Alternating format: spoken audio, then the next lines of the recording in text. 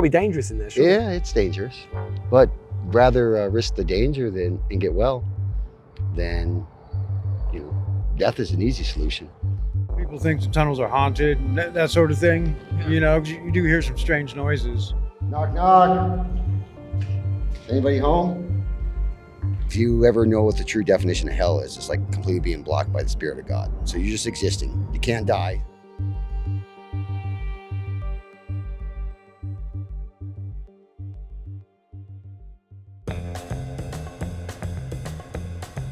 Las Vegas is a city of lights. Steve Wynn, whose casinos are right there at Encore, had a feud with Trump when he was building that. Legend has it, they're all gold mirrors, and so when the sun hits it at a certain time, it flashes right into the Wynn and Encore and heats up all the rooms. But those lights avert our gaze to the realities beneath. It is like so much of the American West, a city where fentanyl is everywhere. I smoked maybe an hour ago. So you're on it right now? Yeah. Yep. I've lost probably 30 people this year. So dealers are selling to kids? Absolutely. Absolutely. There's no age. Money's money, right? It's the most deadly opiate we've ever seen. In Vegas, the opioid crisis isn't just on the streets, it's beneath them. The tunnels are a storm drain system that we need. Most cities in the Southwest have some form of it because the ground is so hard, water doesn't seep through. Small amounts of rain could flood out the entire area. So they cultivated these systems to let the water pass through. In Vegas, we have about 600 miles and growing. For me, it was like somewhere to go and be left alone, right? When you're on the surface and you're homeless, there's a lot of randomness that happens, whether it be from, the community or other homeless people or, whatever. Underground, you don't have that as much. You have a little community setting, typically. So you used to live in the tunnels? For about 2.5 years. There's one of the entrance flood tunnels in the city. They're all over the city. And so if you notice like the cuts in the gates, Yeah. right here and right here. So then people go out there and they'll live under there, kind of hide out under there. So people who are addicted? Yeah, On drugs? mostly. Yeah. I Well, would just say hide in the 99%. tunnels? I don't know about hide, but live. Live in the Yeah, tunnels? you see how hot it is? It's nice and cool down there. Yeah, but man, dark. I mean, it can't It's be nice. It secluded. can't be a way of living, nice way of living. I mean, it was not my thing, Yeah. but I would go and pick up dope in there. Would you? Oh yeah, Is it not dangerous in there? of course. Away from the heat and the light and the eyes of the city above, many addicts live in these tunnels. Knock, knock. Anybody home? Should give you an idea of like where I don't go too far. So this is one of the tunnels that people live in, Giuseppe. Yeah, they go so. This is where people live. People live in here, in this they pitch got, black. They got lights, lanterns, flashlights. You bring batteries down for them. Water. I mean, And they just live to stay outside, out of the heat, you know how much cooler it is? and just get high down here. Get high, work, twiddle on your things, depends on the drugs that you're on. If you see all right here, that looks like it was all washed out right there. That one goes down there. This one goes for about probably another mile down that way and over. Because people can get washed out down here because they are used for floods. Oh yeah, well look, see, everything comes right here. It's pretty scary. It was, I guess you're not thinking about, there's more scarier things than living down here and surviving when you're just trying to get by every day. Like what? Well, like being dope sick. Yeah. At least here you can kind of relax and kind of, use away your problems. And you just sit down here, lie down here, get high, Yeah. forget the world upstairs exists. Yeah, yeah. If you see some of the other tunnels, they're huge. I mean, what a contrast with the city above, right? Like the city of lights, like Sin City, It's the light, city under the city. the luminescence, the thrills of all the people who flood in here every single day and week and year. And then in the undercity, in a world that these people would never know about, there are people literally living, usually high, the world's just forgotten about. It's depressing. You're just existing day to day. As we emerged from the tunnel, we were approached by someone who had lived there. His name was Tim. How long were you living down there for? Off and on for the last 2.5 years. 2.5 years? Yeah, Living in the tunnels? Yeah. Underneath Las Vegas? absolutely. Some people think the tunnels are haunted and that sort of thing. Yeah. You know, 'cause you do hear some strange noises. You know, And what sort of drugs were we talking? Fentanyl? fentanyl and crystal meth. Do you use those drugs? I do. Still now? Yep. Yep. How regularly do you use them? Every day. Every day? Every day. Yep. But How often do you take it? as often as possible, really. But usually every 12 hours, maybe. Every 12 hours? Yeah. And what Yeah. effect does it have on your body? Are you able to walk, to talk? Yeah, like I smoked maybe an hour ago.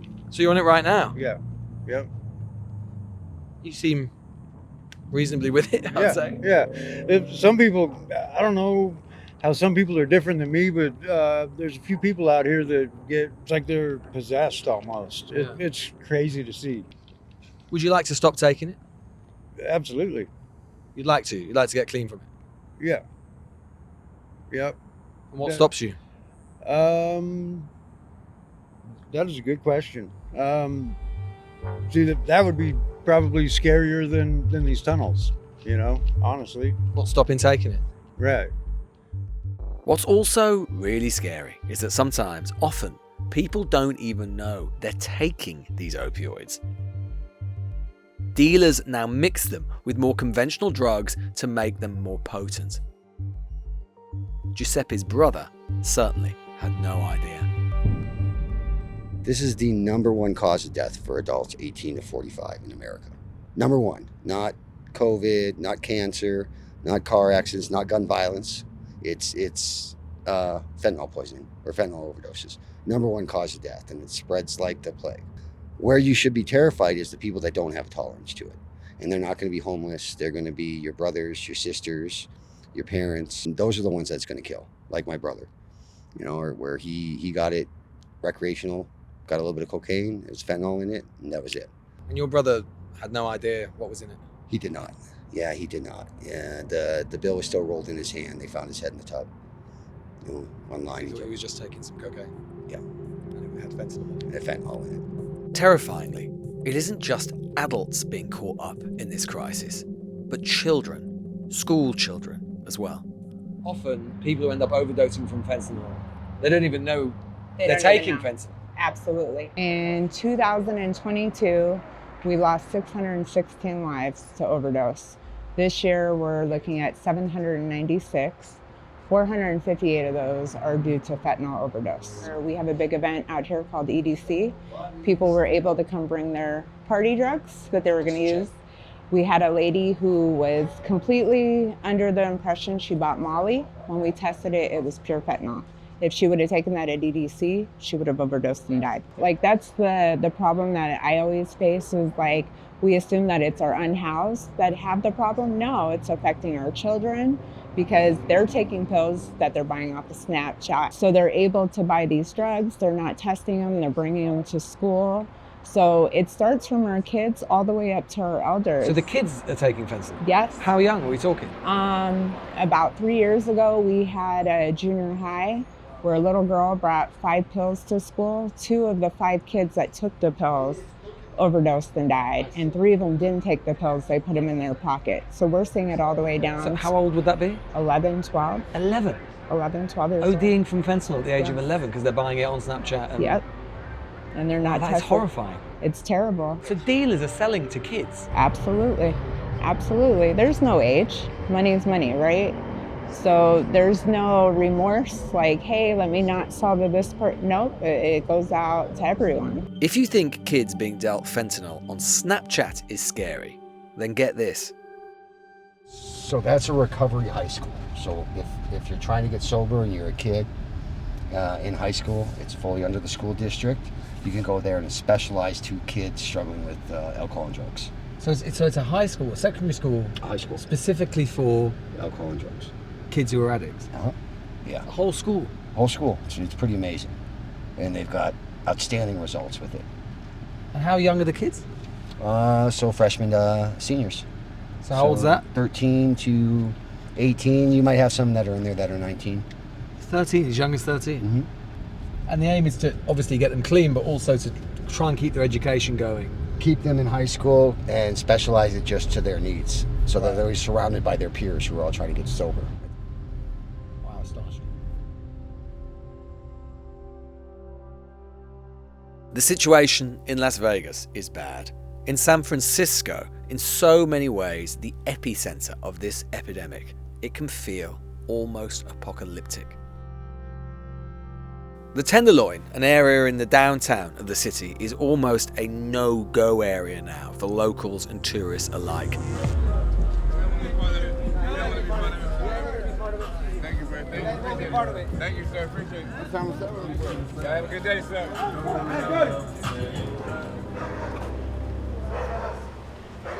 Urban Alchemy is a non-profit organisation trying to bring some order to the very stolid chaos. At the same time, I'm glad they were with us. Just saw a gentleman lighting up just now. Yeah. Middle of the day. Smoking fentanyl. Yeah. Smoking fentanyl. Holly right here is going to ask folks to kind of move, not use while we pass through, just to kind of respect. I mean, to be clear, I mean, this is a street, central San Francisco, really. And the whole street is just dominated by people taking drugs, congregating together, taking fentanyl. Yeah. Music, dogs, people openly using drugs. Yeah. So we're on the corner of 6th Street. I cannot emphasize enough just how central San Francisco this is. This is basically the city center. You've seen it for yourself if you're watching this. If you've heard it, then the sheer numbers of people is extraordinary. It's absolutely extraordinary. It's not just a pocket here or a pocket there. It is everywhere. It is completely and utterly normalized. This is a city which is basically completely given huge parts of its own area to people who are addicted to drugs. They're their streets. We've stopped here because someone's ended up attacking someone for their dog, with their dog. They've all got dogs. You know, I consider myself reasonably worldly. I've lived in cities all my life. It's scary. It's scary just being, and that's the middle of the day. In the middle of a sunny August day, it's still scary, let alone at night. It is hellish. This is one of our oasis spaces. Oasis? Yeah. And so this is a space that's open to the community.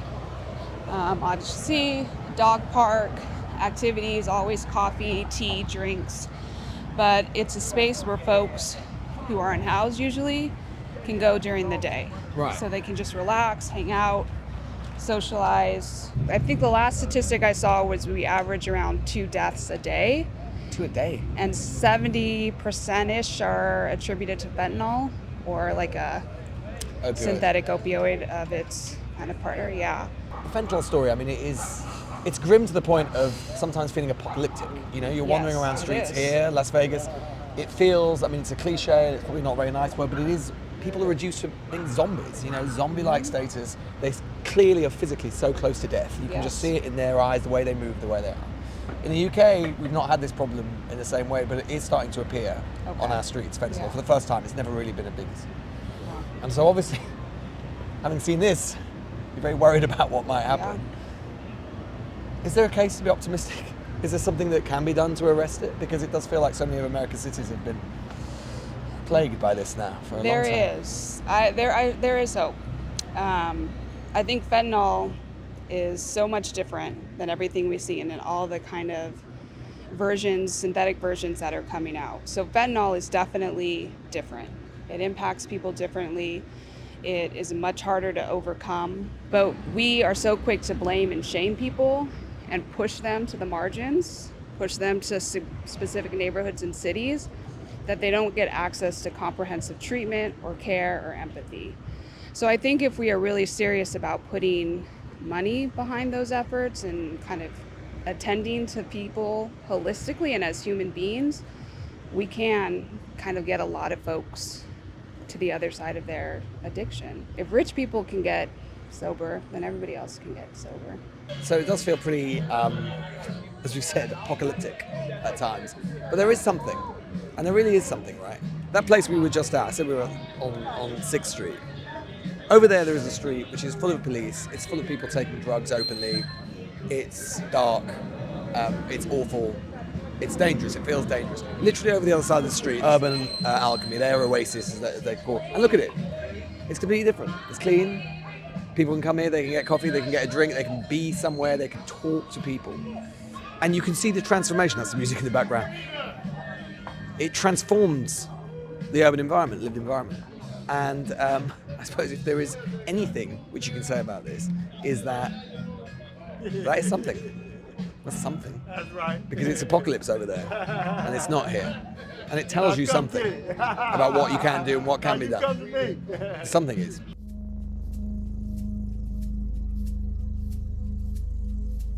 $750,000 Americans are estimated to have died in this epidemic. That's depressing enough.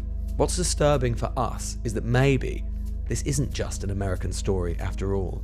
This is a story which might be coming for Britain. I'm Molly Howden. I'm the cluster lead nurse at CGL Camden. Opiate-related problems. It's something we hear about in the US a lot. Fentanyl obviously has become a huge problem over there. How big a problem in terms of the substance abuse with relation to those substances is that in the UK? I think it's become a bigger issue within the last year or two, especially here. The synthetic opiates, there seems to be more of those coming in now. That's something you've noticed here? Yeah. Majority of people aren't aware that they're, that they're purchasing the synthetic opiates, and that tends to, mean that they're trying to buy heroin, but then they might end up using a synthetic opiate. So just explain that. So people think that they're buying heroin, something they're familiar with. Yeah. So. But in fact, it's not. Yeah. So there's often there's nitazenes, xylazines, fentanyl, all different types of synthetic opiates. The majority of people are aiming to buy heroin. Some people actively seek out the synthetic opiates because generally they're a lot stronger. They were never made for human consumption. Obviously there's fentanyl, which is used in hospitals and general opiates, but these nitazenes have been reintroduced after they were found too strong for people to take and are only illicit. It's really difficult for us to say exactly how much stronger they are. Been taking heroin for 20 years and they'll overdose once on nitazenes because it's so much stronger. We had a period of time in March where there was 31 non-fatal overdoses in Camden in a week because of nitazenes. Wow. So just in Camden? Just in Camden. In 1 week? Yeah. And all the drugs were tested and they all had nitazenes in them or nitazene compounds in them. And it's obviously not just happening here, it's happening in other boroughs and all over the country. These nitazenes are terrifying. They're coming in from China mainly. They're completely deadly, even in trace amounts. People don't know they're on them. And it seems like dealers are literally experimenting to see how much they can put in. This could become more and more common. It's the tip of the iceberg. Well, there's an advantage to them in some ways that it's cheaper, but it's a disadvantage if you're killing the people who are bringing you the income. So when there was a big spike about 18 months ago, and then things sort of settled down a little bit. So the kind of intelligence that we have and that we've kind of garnered is that the drug dealing networks and the gangs that are creating these drugs are testing out how much nitazene you would use that wouldn't necessarily kill somebody, but would give you a similar effect to heroin or any other kind of drug. A live experiment. Yeah, so it's almost like live experiments. Now, it's not brand new, it is emerging. We are very concerned as a drug treatment sector about the impact on the people who use drugs. As the levels, I suppose, become balanced, this could become the norm. It could become the drugs that are available on the street. So we as a sector need to really think about what kind of treatment are we offering? How quickly can we get people in?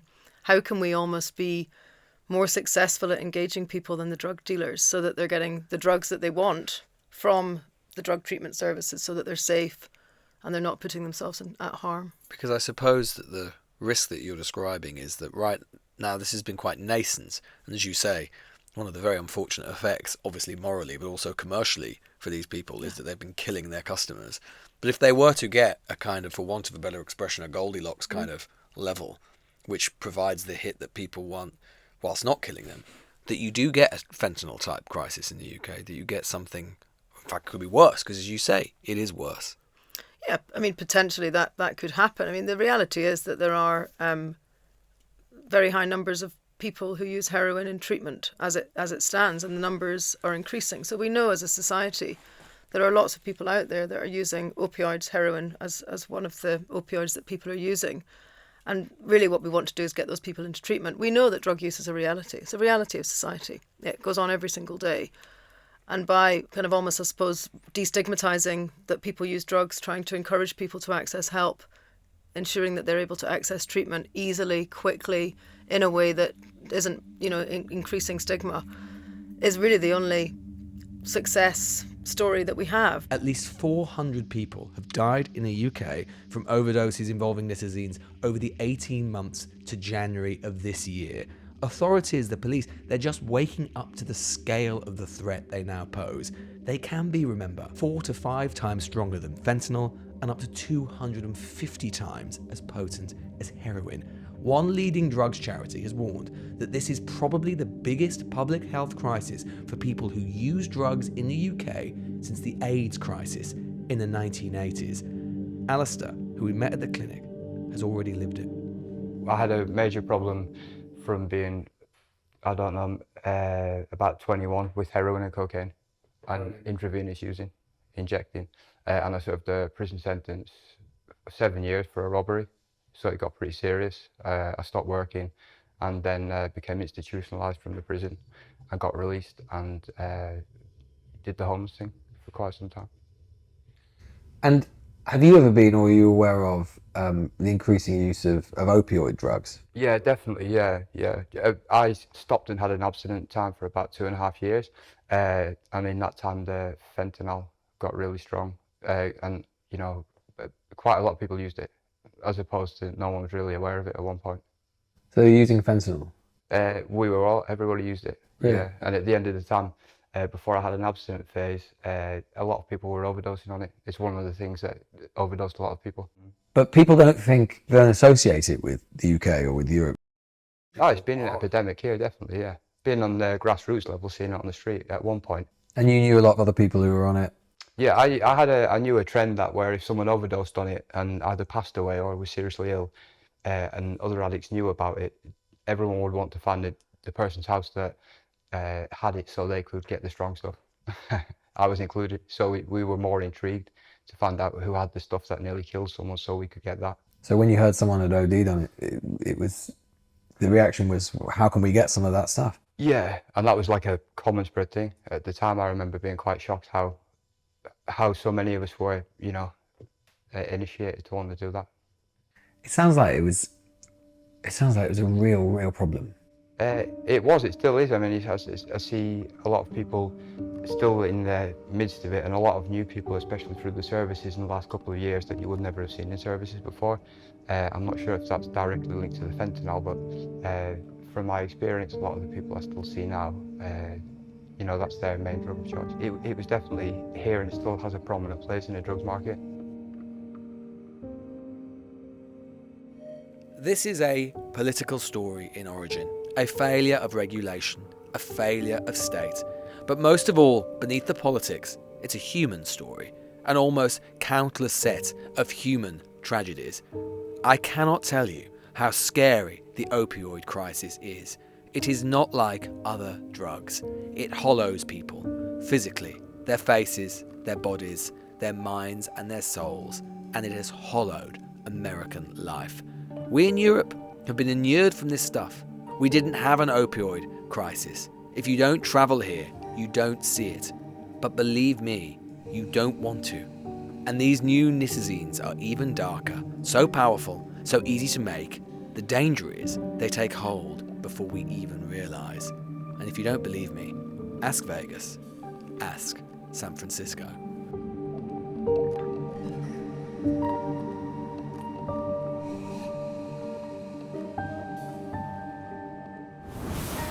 The Newsagents. This is a Global Player original podcast.